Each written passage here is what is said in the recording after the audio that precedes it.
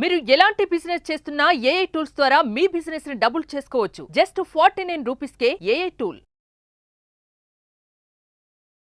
Hi అండి, welcome to Suman educational channel. చాలామంది పిల్లలకు ఏమవుతుందంటే చదువుతారు, గడగడ గడగడగడ చదివేస్తారు, కానీ అవి అర్థం కావు. రీడింగ్ వచ్చు, బట్ అర్థం చేసుకోవడం రాదు. ఎందుకంటే దాంట్లో కొన్ని పిల్లలకు అర్థం కాని వర్డ్స్ ఉంటాయి. ఆ ఒక్క వర్డ్ మీనింగ్ రానందుకు ఆ పిల్లాడు చదివేదంతా తనకు అర్థం కాదు. సో ఇంకొకటి ఏమంటే పిల్లలు ఏం చేస్తారు, ముక్కలు చేసి చదువుతూ ఉంటారు. హిందీ కొంచెం రాని పిల్లలకు అది చదువుతారు, ఏదో ఒక విధంగా కష్టపడి చదువుతారు, కానీ అది అర్థం కాదు. ఎందుకు అర్థం కాదు అని అంటే అది ఫస్ట్ ఏదన్నా కానండి, ఫస్ట్ మనం చదవగానే మనకి ఏది అర్థం కాదు, ఇంకొకసారి అదే పారాగ్రాఫ్ చదవగానే మనకు అర్థమవుతుంది. ఎందుకంటే అది మనకు కొత్తగా నేర్చుకుంటున్న లాంగ్వేజ్ కనుక. సో అలాగే మీరు కూడా ఇప్పుడిప్పుడే హిందీ నేర్చుకుంటున్నారు కదా, సో 1-2 సార్లు ట్రై చేయండి. అది తప్పకుండా మీకు అలవాటు అవుతుంది, అర్థమూ అవుతుంది. అలవాటుతో పాటు అర్థమవుతుంది. ఫస్ట్ దానికి ట్రై చేయండి, ఈజీగా వస్తుంది. సో పిల్లలు చదివేటప్పుడు చేసే చిన్న మిస్టేక్స్ ఏమంటే ముక్కలుగా చేసి చదువుతారు. ఎగ్జాంపుల్ ఒకటి, మై యహా ఉస్కే సాత్ జా రహా హూ, ఇలా దాన్ని చిన్నగా అంటే తనకు ఫ్లూయెంట్గా చదవడానికి రాదు, అందుకని దాన్ని చిన్న ముక్కలు చేసి చదవడానికి ట్రై చేస్తున్నాడు. సో అలాంటి బేసిక్లో ఉన్న పిల్లలకు మాత్రము తొందరగా చదివినది అర్థం కాదు. అదే తన చదవడం గడగడ చదవడం, ఇప్పుడు పిల్లలకు అన్ని లాంగ్వేజెస్ ఎందులో ఉంటున్నాయి, అన్ని సబ్జెక్ట్స్ ఇంగ్లీష్లో ఉంటున్నాయి. సో ఇంగ్లీష్ ఈజీగా అర్థమైపోతుంది. ఎక్కడ వీళ్ళకి ప్రాబ్లం వస్తుంది, తెలుగు అండ్ హిందీలో వీళ్ళకు ప్రాబ్లం వస్తుంది. ఎందుకంటే పిల్లలు కొత్తగా నేర్చుకుంటున్నారు. ఇప్పుడు ప్రజెంట్ జనరేషన్లో ప్రతి పేరెంట్ పిల్లలతో ఇంగ్లీష్లోనే మాట్లాడుతున్నారు. కమ్యూనికేషన్ మొత్తం ఇంగ్లీష్లోనే, స్కూల్లో ఇంగ్లీష్లోనే, ఇంట్లో కూడా పేరెంట్స్ ఇంగ్లీష్లోనే. సో లాంగ్వేజెస్ అన్నది పిల్లల్లో చాలా తగ్గిపోతుంది. వచ్చినా వాళ్ళు మాట్లాడట్లేదు. ఎందుకంటే జనరేషను ఇంకా స్కూలు అవన్నీ ఎన్విరాన్మెంట్ ఇవన్నీ చూసి పిల్లలకు అలా ఇంగ్లీష్లో మాట్లాడడం అలవాటైపోయింది. దాని ప్రభావము పిల్లల్లో చదువులో కూడా పడుతుంది. మీనింగ్స్ తెలియవు చాలా, ఎందుకంటే మనం ఇంగ్లీష్లోనే ఇంట్లో మాట్లాడుతున్నాము, సో వాళ్ళకి తెలీదు. సో ఎప్పుడే కానీ పిల్లలు సాధారణంగా చదివింది ఎలా రాదు అంటే, ఇప్పుడు నేను ఒక ఎగ్జాంపుల్ చెప్తాను చూడండి. చిన్న బుక్ నేను చదివిస్తున్నాను, పిల్లలు ఎలా చదువుతారు స్టార్టింగ్లో చూడండి. ఏక్ గాంవ్ మే గోవర్ధన్ నామక్ ఏక్ గరీబ్ కవి అప్నే పరివార్ కే సాత్ రహతా థా.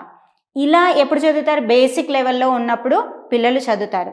సో వాళ్ళకు దాని మీనింగ్ అర్థం కాదు, అది చదివేశారు.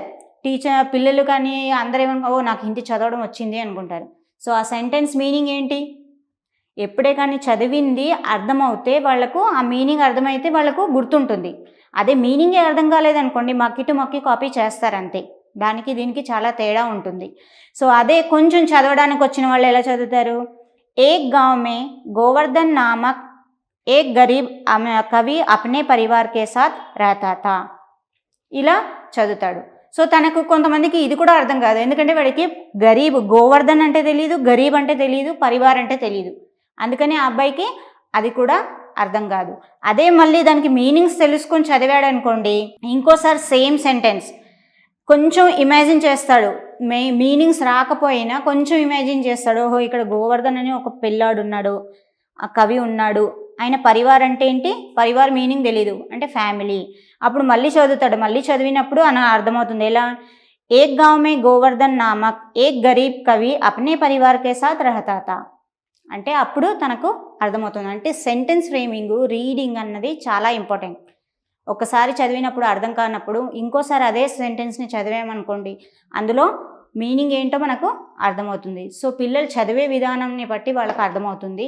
సో అది కొంచెం పిల్లల్ని రిపీట్ చేయండి. చదివించడము ఒకటేసారి చదివినప్పుడు నాకు రాలేదమ్మా ఇన్నిసార్లు చదివినా అంటారు. చదివింది మళ్ళీ చదువు నాన్న అని అన్నప్పుడు వాళ్ళకు అర్థమవుతుంది. సో ఇలా మీరు పిల్లల్ని చదివించడానికి ట్రై చేయండి, వాళ్ళకు వస్తుంది, వాళ్ళే అర్థం చేసుకుంటారు. ఏదైనా మీనింగ్ రాలేదనుకోండి, మీరు చెప్పండి, ఆ మీనింగ్ని బట్టి దాన్ని అర్థం చేసుకుంటారు. ఇలా మీ పిల్లల్ని రీడింగ్ ప్రాక్టీస్ చేస్తే వాళ్ళు తనంతట తానే ఎవరి హెల్ప్ లేకుండా అర్థం చేసుకొని చదువుకుంటారు. చాలామంది పిల్లలకు ఏమవుతుందంటే చదువుతారు, గడగడ చదివేస్తారు, కానీ అవి అర్థం కావు. రీడింగ్ వచ్చు, బట్ అర్థం చేసుకోవడం రాదు. ఎందుకంటే దాంట్లో కొన్ని పిల్లలకు అర్థం కాని వర్డ్స్ ఉంటాయి.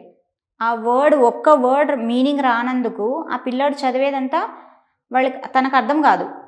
సో ఇంకొకటి ఏమంటే పిల్లలు ఏం చేస్తారు, ముక్కలు ముక్కలు చేసి చదువుతూ ఉంటారు. హిందీ కొంచెం రాని పిల్లలకు అది చదువుతారు, ఏదో ఒక విధంగా కష్టపడి చదువుతారు, కానీ అది అర్థం కాదు. ఎందుకు అర్థం కాదు అని అంటే అది ఫస్ట్ ఏదన్నా కానండి, ఫస్ట్ మనం చదవగానే మనకి ఏది అర్థం కాదు, ఇంకొకసారి అదే పారాగ్రాఫ్ చదవగానే మనకు అర్థమవుతుంది.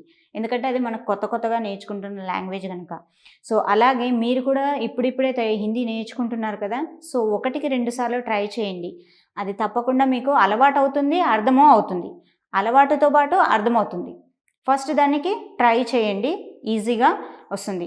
సో పిల్లలు చదివేటప్పుడు చేసే చిన్న చిన్న మిస్టేక్స్ ఏమంటే ముక్కలుగా చేసి చదువుతారు. ఎగ్జాంపుల్ ఒకటి, మై యహా ఉస్కే సాత్ జా రహా హూ, ఇలా దాన్ని చిన్నగా అంటే తనకు ఫ్లూయెంట్గా చదవడానికి రాదు, అందుకని దాన్ని చిన్న ముక్కలు చేసి చదవడానికి ట్రై చేస్తున్నాడు. సో అలాంటి బేసిక్లో ఉన్న పిల్లలకు మాత్రము తొందరగా చదివినది అర్థం కాదు. అదే తన చదవడం గడగడ చదవడం, ఇప్పుడు పిల్లలకు అన్ని లాంగ్వేజెస్ ఎందులో ఉంటున్నాయి, అన్ని సబ్జెక్ట్స్ ఇంగ్లీష్లో ఉంటున్నాయి.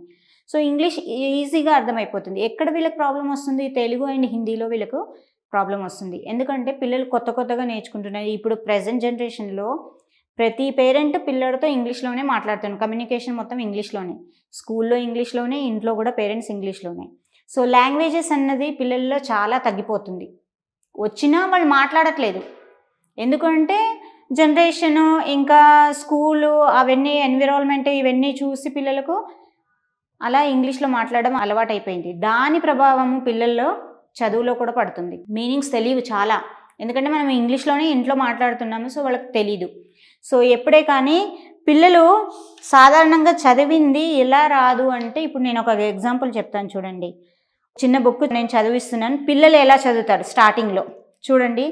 ఏక్ గాంవ్ మే గోవర్ధన్ నామక్ ఏక్ గరీబ్ కవి అప్నే పరివార్ కే సాత్ రహతా థా.